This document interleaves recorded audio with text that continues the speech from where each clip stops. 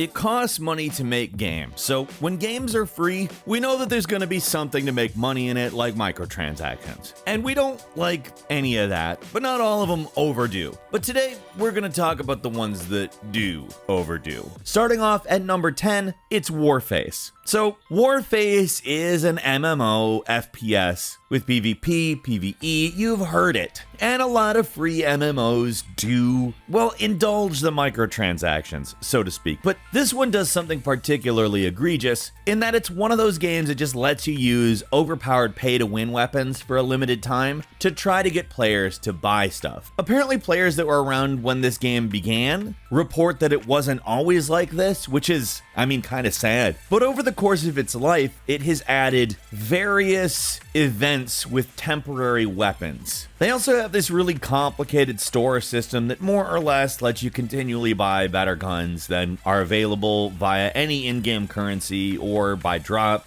Apparently, some of them are available by loot boxes, but it's so infrequent that it's actually extremely likely you will not see any of those weapons out of a loot box. When people say, the game was alright a few years ago before this stuff, but this destroyed the game, that sucks, because rather than improving the game and attracting a bigger base of players, they took the base of players that liked the game and exploited it.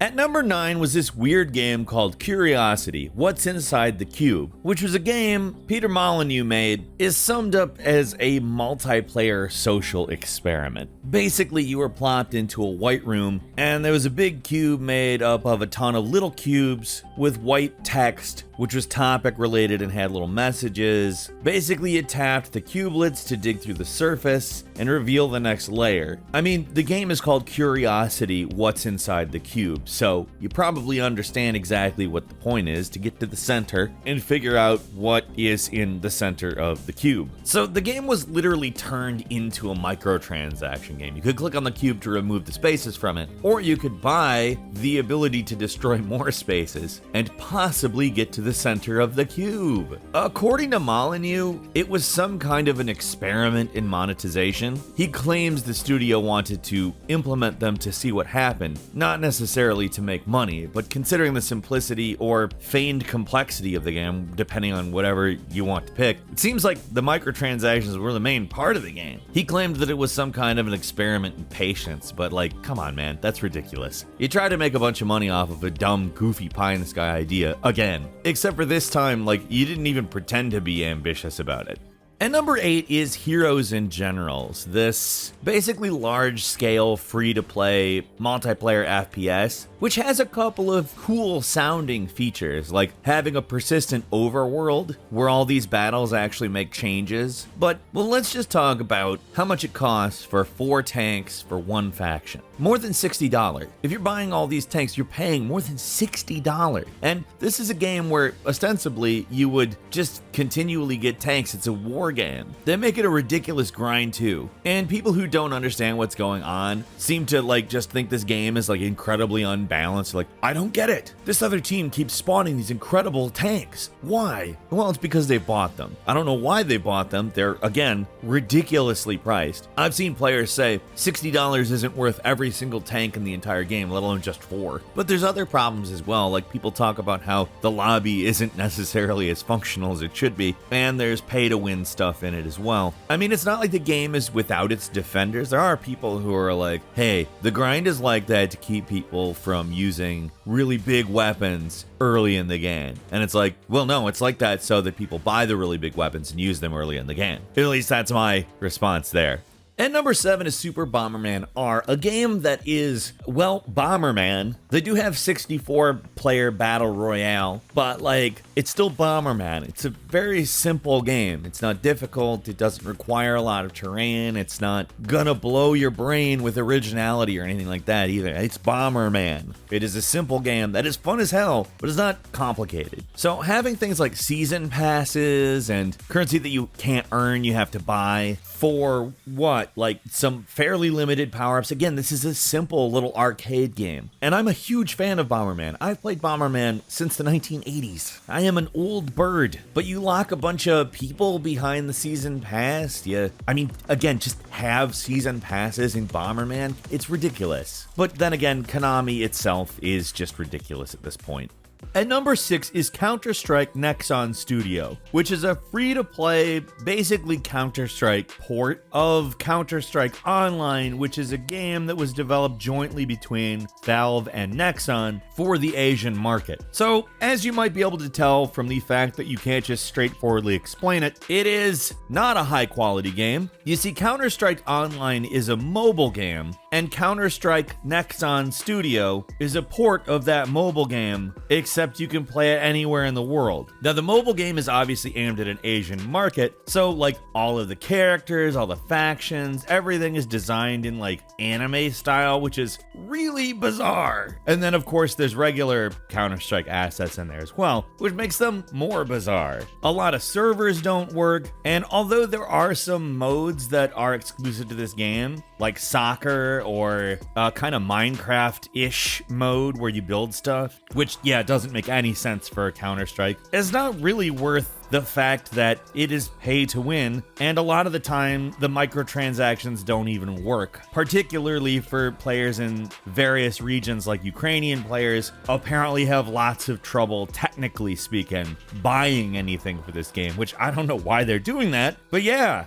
At number 5 is the Hunter Classic, which we have to immediately say there is actually a saving grace before we even get into why it's bad. There is a new version of this game that is a paid version of the game, but doesn't contain microtransactions of any kind. Now, as you might expect, the Hunter is a game where you hunt various game. You are a hunter, that's the point. But in the old classic version, which is still available on Steam, you have to buy licenses in order to hunt certain animals, which is ridiculous. You're out in the wilderness and you can't do anything about a certain animal because you didn't buy a license. Well, in real life, I mean, you could do something illegal, but in the Hunter class, you can just fork over a couple bucks to Avalanche Studios, and that adds up. No, I'd highly recommend simply buying the Hunter if you think that this is a good game. And just to be completely clear, in terms of mechanics, I think it is a good game.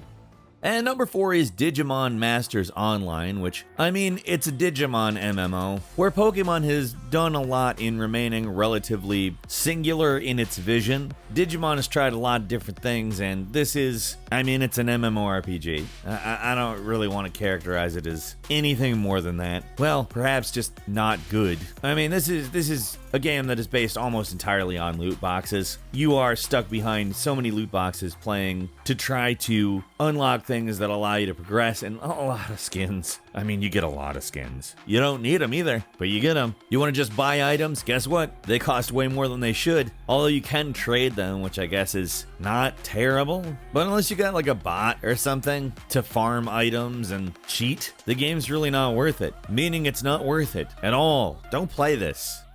And number 3 is APB Reloaded. I mean, when this first came out, it was actually an okay action RPG as an MMO. I'm not gonna call this like something that was great and then ruined by microtransactions, but it certainly was better at one point. I don't actually want to highlight the microtransactions as the worst element of it. I mean, they certainly have brought the game down, but what sucks so much about APB Reloaded is that it just feels like a really incomplete game with some degree of promise, but like that promise was never fulfilled. They haven't gone down that path at all. They've never developed it. Instead, they've just added microtransactions in a manner that, I mean, that's obviously the priority. The game shouldn't even still be around, to be frank. It's obviously not going to become a better game. It's fun, but like, if you really want to put in time, it's not worth it. You're gonna have to pay to get anywhere in it, and you're paying a lot considering the fact it's such an old game that isn't going to become what it should have been.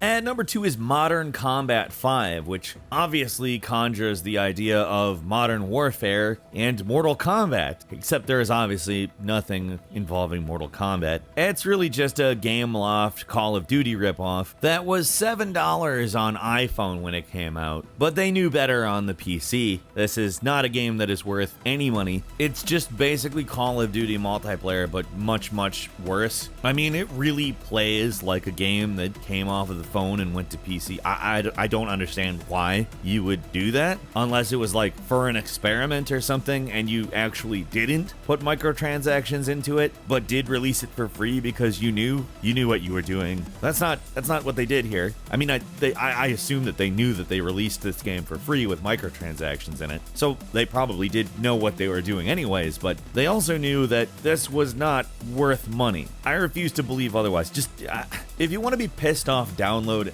and play it and try it. It's bad.